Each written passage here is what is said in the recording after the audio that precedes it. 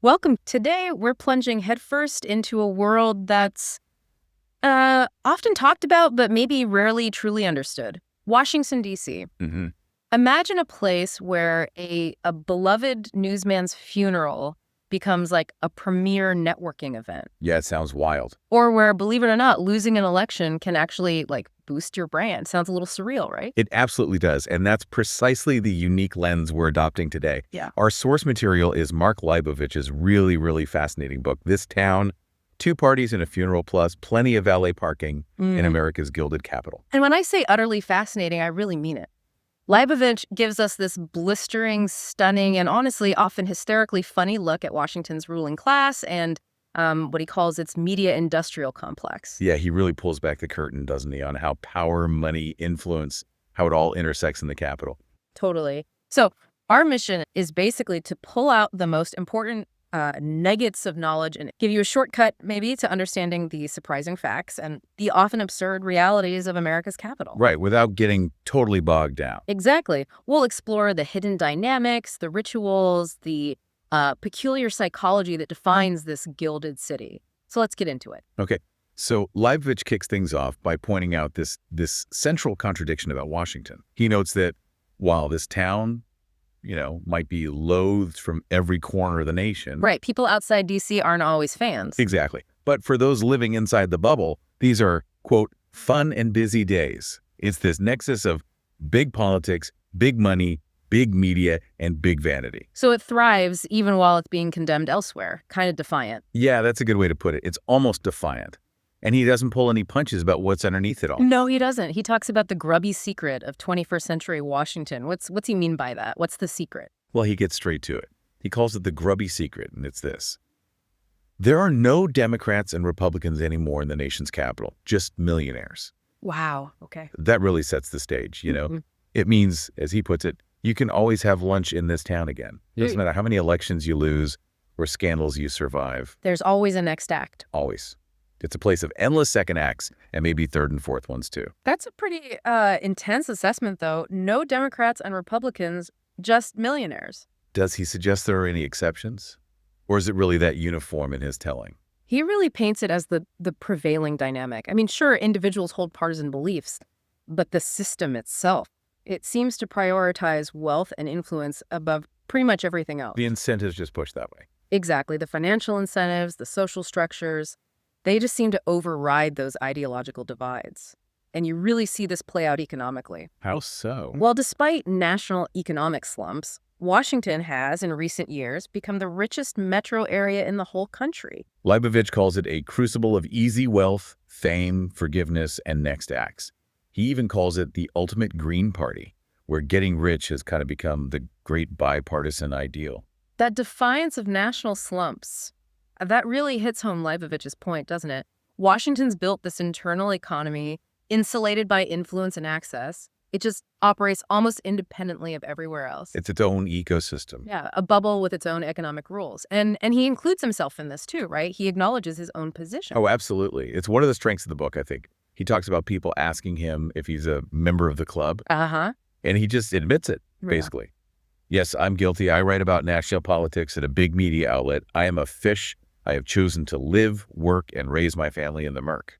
That honesty is key, isn't it? It frames the whole critique. He's not throwing stones from the outside. Right. He's in the murk, observing. It definitely changes your perspective right from the start. When you're reading or watching political news, just understanding that this city operates under its own rules, its own sort of economic gravity, it makes you question things differently. Totally. It suggests this powerful, self-contained system. Speaking of self-contained systems, this is where it gets really, really interesting. The rituals, the elaborate rituals of the club. Leibovich sets the tone immediately with something like, well, Tim Russert's funeral, a beloved newsman. You'd expect solemnity, right? Who would? But he describes it not just as solemn, but as great networking opportunity. Power mourners keep stampeding down the red carpets, handing out business cards, touching base. The room was alive, he says. The funeral is a networking event. Yeah, it's almost darkly funny, isn't it? Makes you shake your head. It really does. You pause and think, wait, what? And Leibovich captures that absurdity so well. He points out how these services, even though they were sweet and sober, also serve to affirm everyone by their presence as worthy in the pecking order. Ah, the pecking order. Yeah. He says it evokes this time-warped sense of a political herd that never dies or gets older, only jollier, richer, and more heavily made up. Wow. And he uses this really striking analogy like heads of mafia families paying respects. It just underscores how these social rituals are crucial for maintaining that hierarchy, reinforcing who's in. And that idea of being in leads right to what he calls the club. Right. The core identity here, as he explains it, is the club. It's basically this exclusive, self-perpetuating network. Political insiders, media insiders, they prioritize their own advancement, their relationships. Yeah, it's a system that rewards more than anything self-perpetuation. He says members talk to the same 12 people every day, super insulated. So Tim Russert fits into this how. Leibovich calls him the mayor of this town. Yeah, and it's interesting how he describes Russert's rise, not primarily as this hard-hitting journalist digging up scandals, but more as a widely known TV personality. Ah, the good TV factor. Exactly. Asking tough but fair questions, making for good TV. He had this sort of rumpled populist brand, but Leibovich says he was also acutely status conscious, preferred being called Washington bureau chief over TV star. Interesting distinction. And his connections, his attention to gestures, handwritten notes, sending those little baby pillows with newborns' names embroidered. Oh yeah, I remember reading about that. It all highlights the really transactional nature of DC relationships. It wasn't just about news, it was like relationship management. It really makes you think, doesn't it? How these seemingly solemn events, or even the public persona of someone like Russert, serve multiple purposes there. It's not just genuine emotion or pure journalism. It's also about reinforcing that social structure, that network that just keeps itself going. So for you listening, how might that change how you view the political news you get? Yeah, it suggests there's this whole other layer behind the headlines. A powerful, self-sustaining community just operating. And that community then feeds directly into that infamous revolving door. The revolving door. Leibovich describes how formers, people who've left government, they just stick to Washington like melted cheese on a gold-plated toaster. Ha ha ha, great image. Isn't it? And they often score these seven-figure incomes. They become wise men, pundits, statesmen, or hired guns.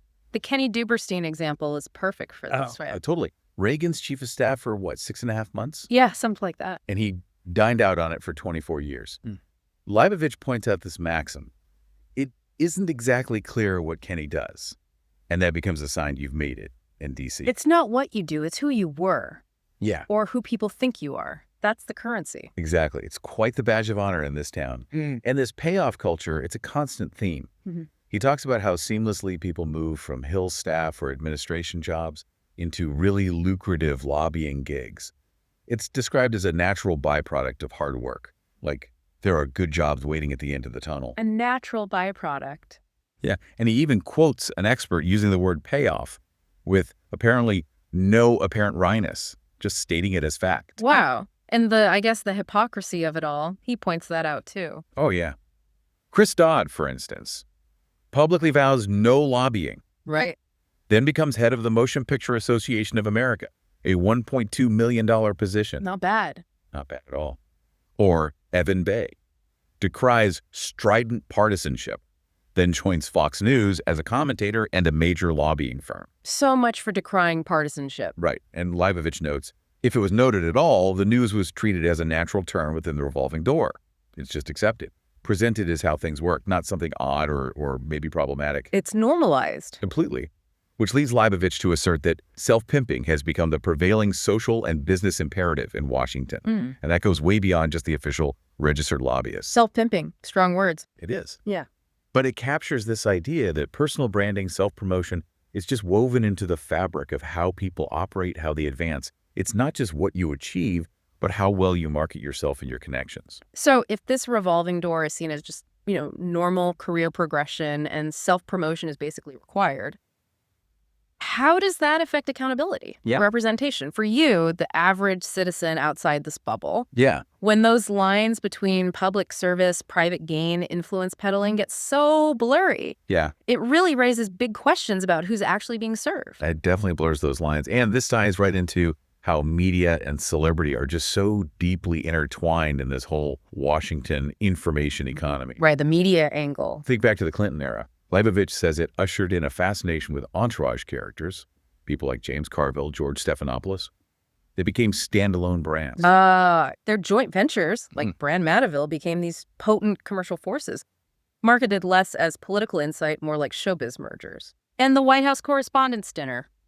That transformation is something else. Oh, totally. It went from what Leibovich calls a musty spring affair into this glitzy cold sore of pre-parties, after-parties, and live television coverage from the red carpet, attracting Hollywood stars, pop culture figures. All started when a journalist invited Fawn Hall back in '87. And now it's this huge spectacle. Feels more like the Oscars red carpet than a serious journalism thing. The line between politics and entertainment just seems gone. Completely dissolved. And he really digs into Politico, and especially Mike Allen's playbook email. Leibovich calls it DC's Facebook. It leverages this whole famous for Washington idea as a business model. Famous for Washington, meaning famous only inside the Beltway. Pretty much. It turns marginally known political reporters and mid-level campaign operatives into familiar names. Allen's popularity, he suggests, comes from the sheer volume of names he mentions. Feeding the Washington read. Exactly. That practice of scanning books and articles just to see if your own name is mentioned. Okay. And Politico is also noted for trafficking suggestive notions in the spirit of driving the conversation, generating buzz around stuff. Like what? Like, oh, maybe Hillary Clinton could be a Supreme Court justice. Or maybe a Bloomberg-Scarborough presidential ticket. Stuff that probably isn't going to happen. But it gets people talking. Right. It's not necessarily about reporting realistic possibilities, but about generating that buzz, keeping the conversation churning, whether it's substantial or not. Just keep the clicks coming. Basically. And he describes this phenomenon too. Former political operatives who want jobs at print outlets, not really to write, but just to get on TV. The pipeline to punditry. Yeah, they become citizens of the green room. Their brands overtook their professional identities. Visibility becomes more important than the actual substance of their work. The persona eclipses the profession. It really makes you wonder then, this transformation of political media into this celebrity-driven information economy. How does that actually affect the quality, the impartiality of the news you consume? Yeah. Does Leibovich suggest we're being informed, or are we just being entertained by this kind of self-referential club? He absolutely leans towards entertainment over real information. For Leibovich, this information economy feels less about tough reporting and more about creating buzz, manufacturing famous for Washington status. That's a crucial point. It really changes how you might look at every headline, every cable news panel. Definitely. And that constant quest for personal brand, for visibility, it reveals a lot about the peculiar psychology of the city itself. Right. All these things, the revolving door, the media spectacle, they must shape a very specific mindset. They do. And this brings us to Leibovich's insights into that unique psychology of this town. He quotes Senator Tom Coburn describing Washington as a permanent feudal class. Feudal class, yeah.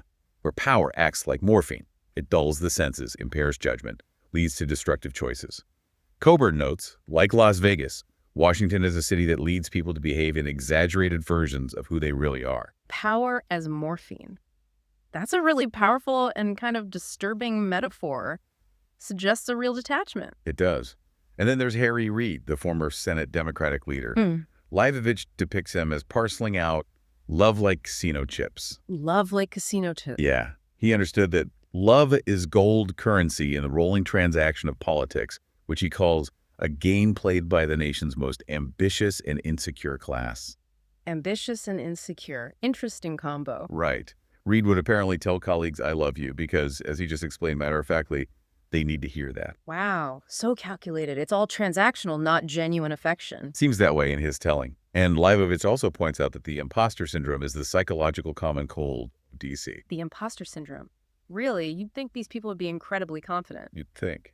But he uses the story of Kurt Bardella, a press aide who initially felt like a total fraud, completely out of place. But he learned to channel this in a way that serves Darrell Issa, becoming this effective truth-teller whistleblower, even though Leibovich notes he often lied. So insecurity driving people to sometimes dishonest extremes to fit in and succeed. That's fascinating. It's a really interesting contradiction in the city's self-perception.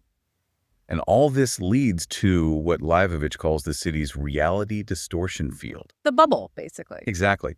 Insiders are often non-self-aware about how things actually play outside the Beltway. He gives this stark example, the Times Square bomb attempt in 2010. Yeah, I remember that. It happened right during Washington's big party circuit season. And he notes, Times Square interfered not at all with anyone's good time.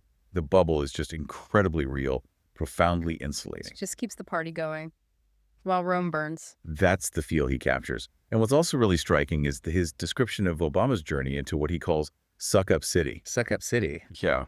The Obama administration, remember, came in bent on changing Washington. Right. Hope and change. But eventually, Leibovich argues, they got sucked up into the tentacles of suck-up city. Top A's, who initially vowed no ego, no glory, eventually started focusing on nest feathering, raising their own profiles, maximizing those post-government payoffs. So even the change agents get absorbed by the system. That's the implication. It shows just how powerful this town's pull really is. So thinking about all this, understanding this unique psychology, this reality distortion field, how does that change your perception of political behavior, of the statements politicians make? Does it give you a more nuanced lens? Or does it just make you question the motivations behind everything you see and hear even more deeply? I think it has to make you question things more deeply. Mark Leibovich's This Town, it paints this really vivid picture of a Washington, D.C. completely consumed by its own dynamics. Yeah, this constant interplay of ambition, wealth, media attention, this self-perpetuating club. Right, where political affiliation often seems to take a backseat to personal gain, to social standing. It really feels like a city where performance and perception often just eclipse substance. And that revolving door, it's not a flaw in the system, it's like a core feature. It's fundamental. And Leibovich subtly raises this really provocative question all the way through the book. Which is? Well, if Washington is this self-sustaining entity where relationships and personal branding often trump ideology and actual public service, then how much real transformative change can actually come from within those gilded walls? That's a heavy question. If everyone is kind of playing for the same team in this game of influence and getting rich, what does that mean for the average person living outside this town? Exactly. It leaves you wondering, doesn't it? Is the system just too entrenched, too absorbed in itself to be genuinely altered from the inside?